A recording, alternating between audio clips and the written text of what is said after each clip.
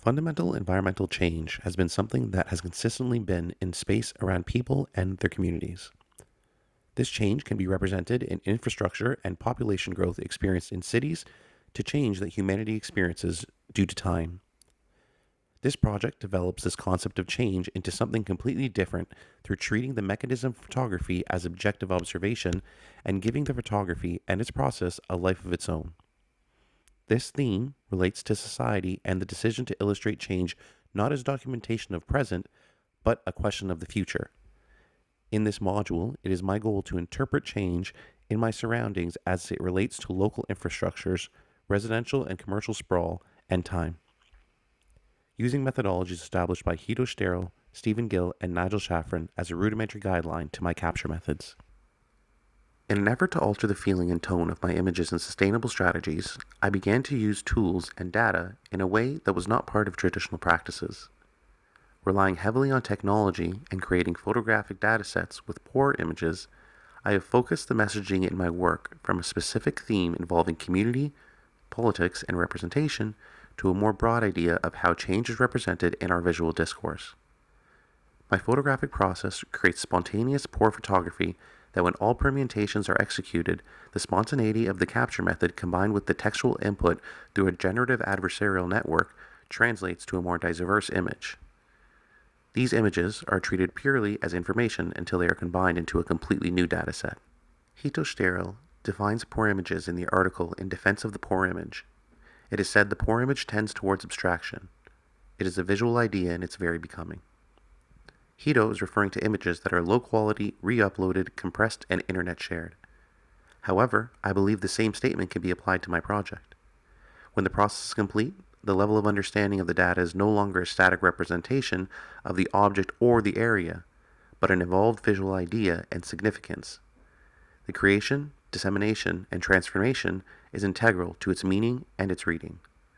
Much like the data that Hito refers to in the creation of poor imagery, the original data is not integral to its final dissemination. In pursuit of the poor image, I am pushing a step farther in regards to my capture method's randomness and technical conformity, eliminating composition, spot focus, and only using the camera's built-in light meter to establish exposure. Multiple different angles and focal lengths are recorded of the subjects, sacrificing the technical component of the image to increase the variance of each composition. The only human-driven technical adjustments made to the image in post-production are color, temperature, and shadow depth. Composition, focus, and all other components remain unchanged. Once an image has been selected, it is put through software designed around a GAN neural-based network, and a variety of images are created from the photographic dataset. The manipulations are created via a textual input template that I developed prior to putting any data through the software.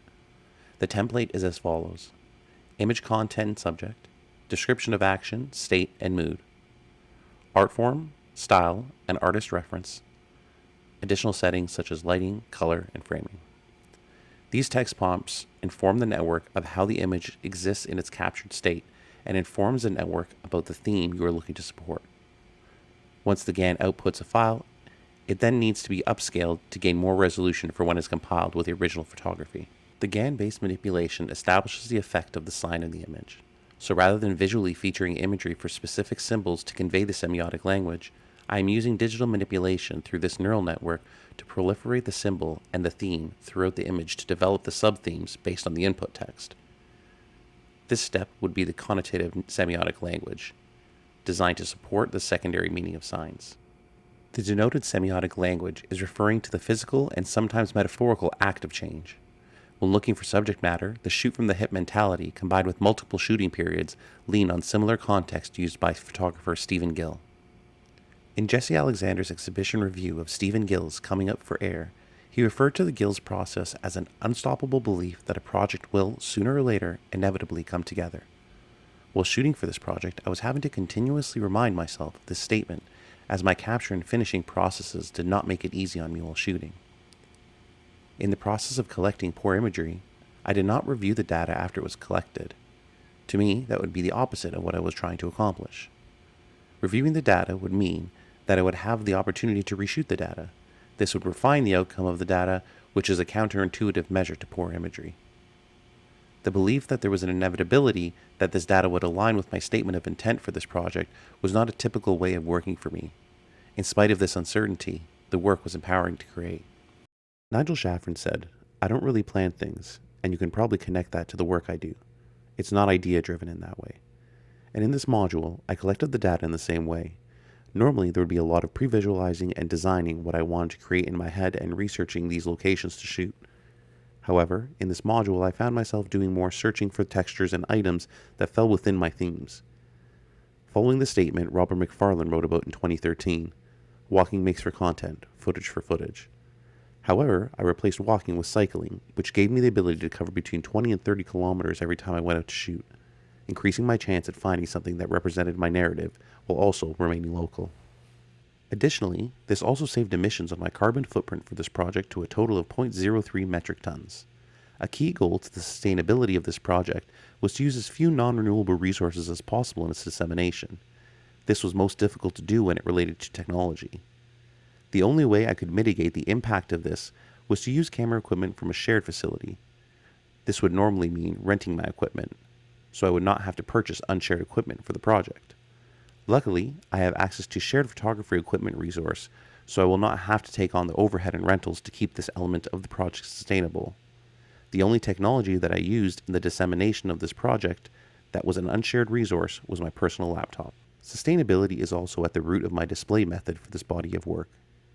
While there is no film or processing chemicals used in the production of the datasets, there are also no single-use resources used in the display of the images either.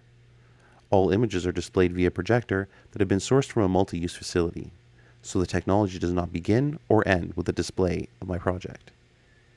Every piece of technology will move onward for alternative uses until its recyclable end date.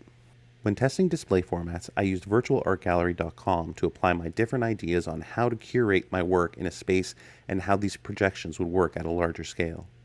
Immediately, the use of a white wall gallery I felt did not really work for the subject and the execution. No matter how the images scaled, the impact received did not have the desired effect.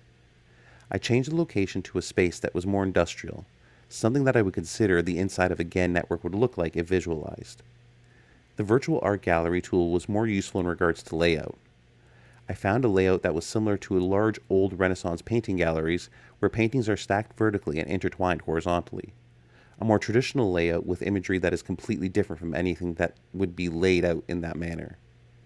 This layout is intended to further carry the theme of change by juxtaposing the traditional layout format with images that were influenced by new technology. It also offers a very familiar layout matrix for gallery viewers to engage with, even though the style of the images on the walls are not familiar to classical art.